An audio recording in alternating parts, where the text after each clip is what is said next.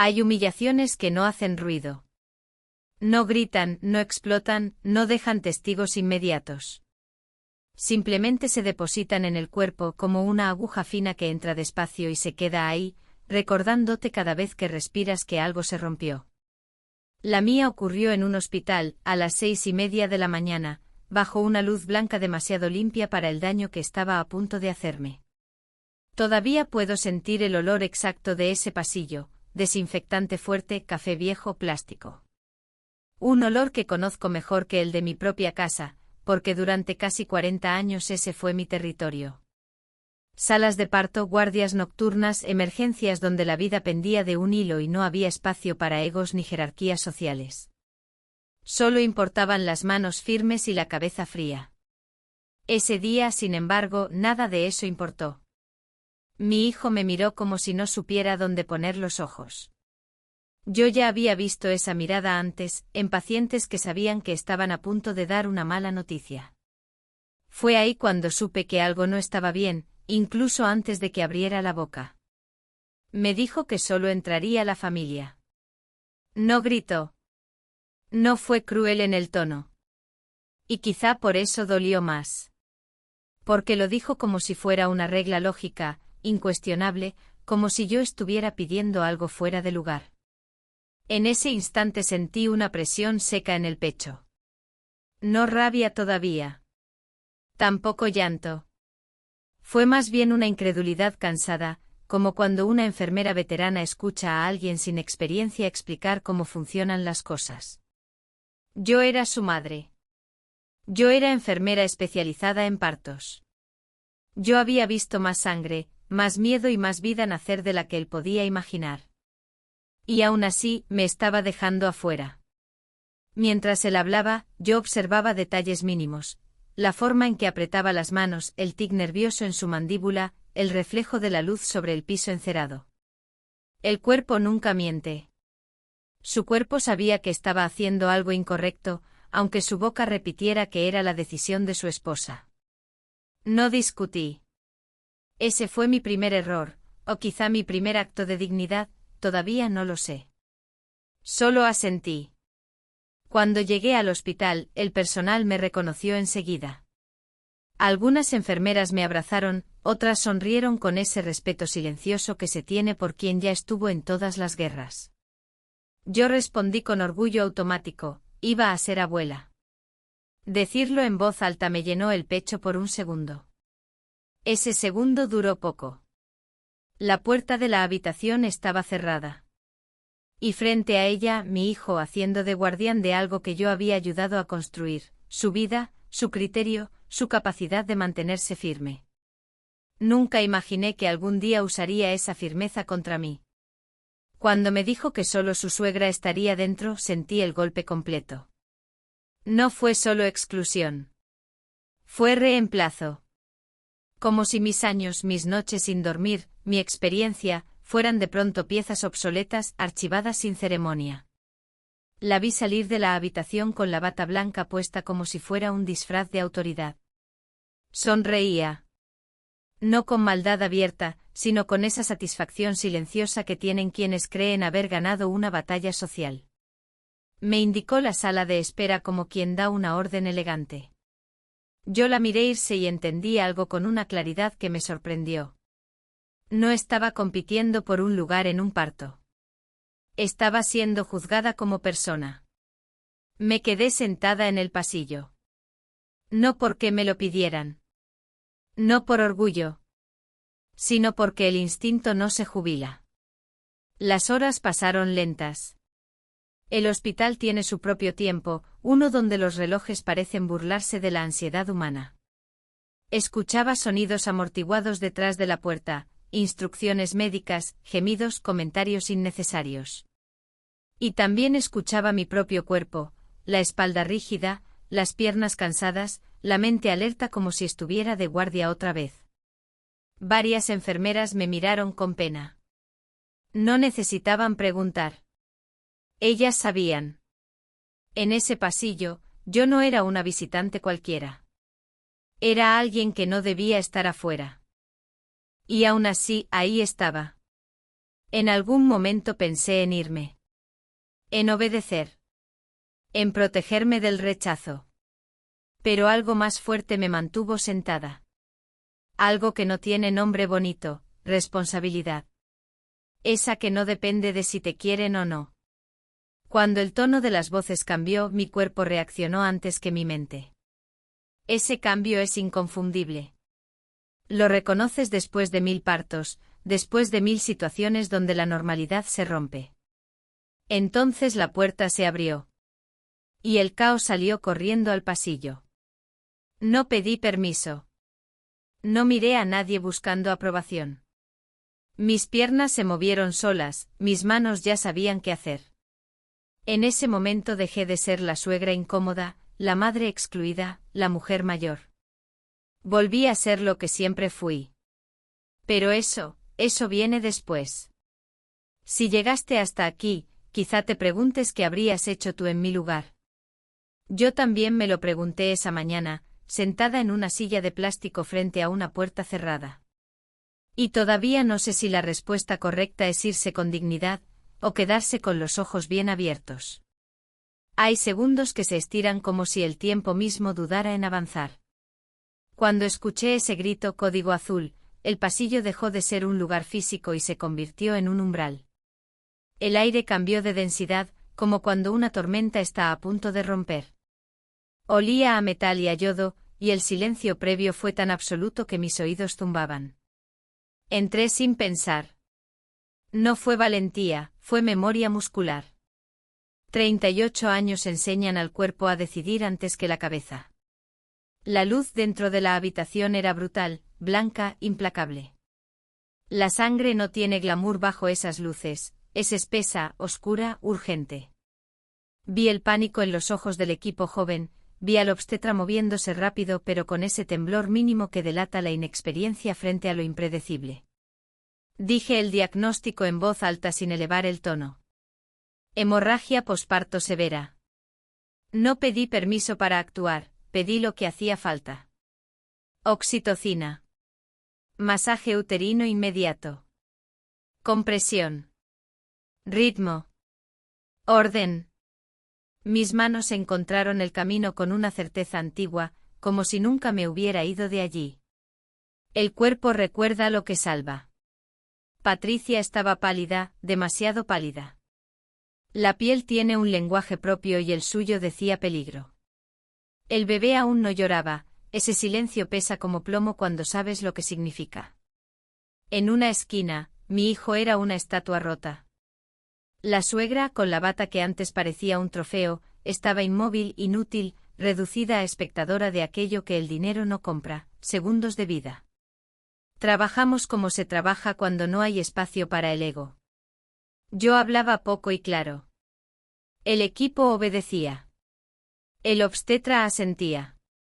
El reloj avanzaba con crueldad. Cada minuto contaba.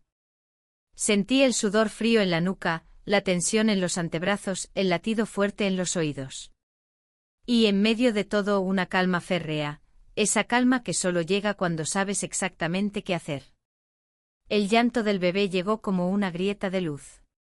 Fue un sonido pequeño, pero suficiente para aflojar el nudo en el pecho. El pediatra lo sostuvo con alivio visible. La madre seguía en riesgo. Volvimos al foco. Presión. Ritmo. Paciencia agresiva. La hemorragia empezó a ceder. No de golpe. A regañadientes. Como si el cuerpo dudara, pero aceptara.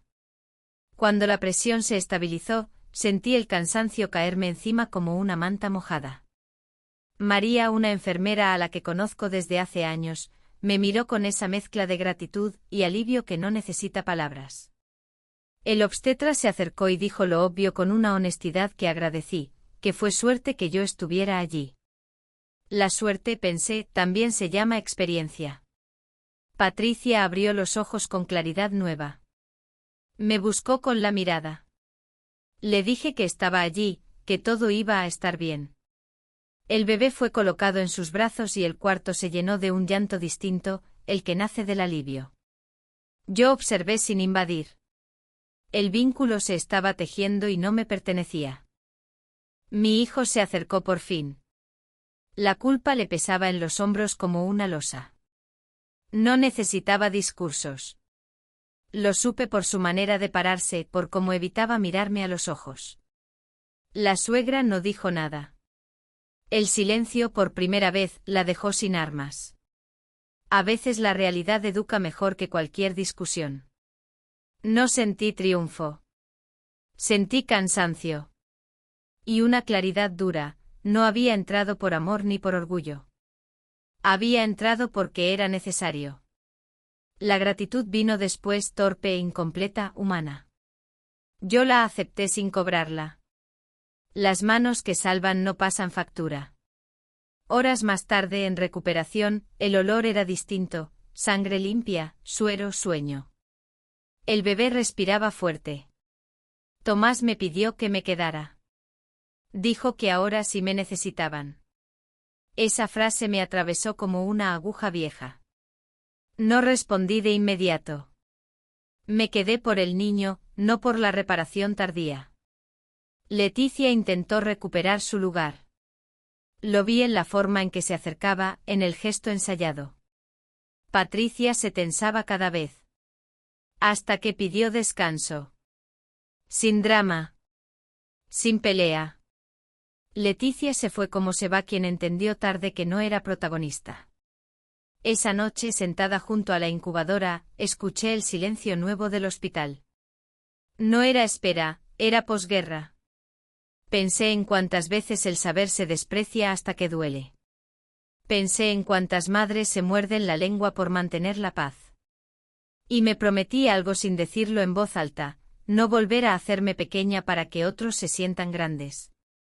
Si estás leyendo esto y alguna vez te hicieron sentir prescindible, guarda esta imagen: manos firmes, voz baja, decisiones claras. Hay momentos en que no importa quién te invitó. Importa quién sabe qué hacer cuando el mundo se cae.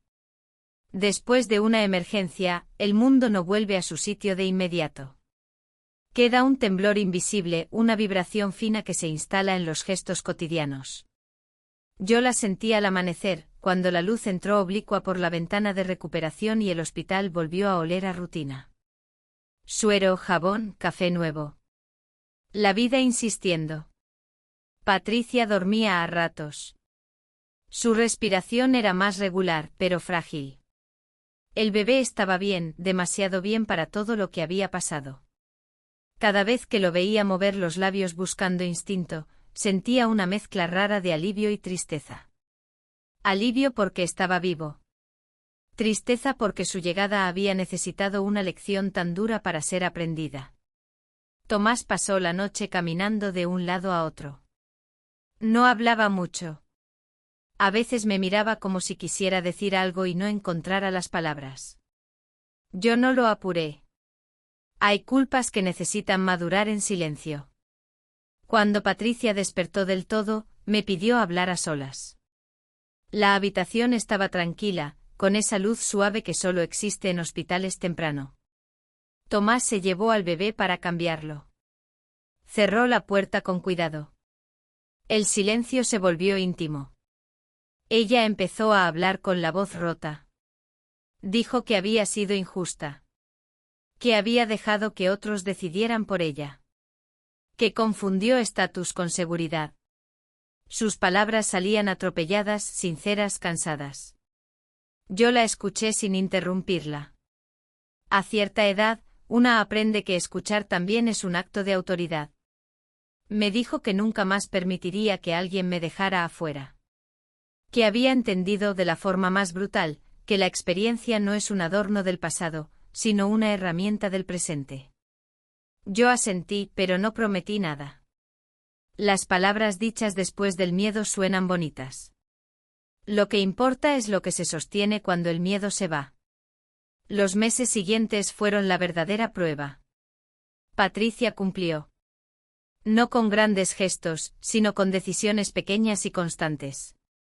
Llamadas a horas incómodas, preguntas honestas, respeto. Cuando el bebé tuvo fiebre por primera vez, me buscó antes que a nadie. Cuando dudó, me escuchó. Y en ese escuchar había algo nuevo, reconocimiento sin condiciones. Leticia quedó en un segundo plano. No hubo peleas. No hizo falta. La realidad es un juez silencioso. Nadie volvió a pedirle opiniones médicas. Nadie volvió a vestirla con autoridad prestada. A veces la veía sentada, observando, aprendiendo a no ser el centro. No sentí satisfacción. Sentí pena. Porque nadie debería necesitar una tragedia para entender su lugar. Un año después, en el primer cumpleaños del niño, Patricia habló frente a todos.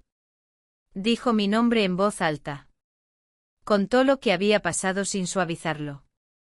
Agradeció. Hubo lágrimas. Incluso Leticia lloró.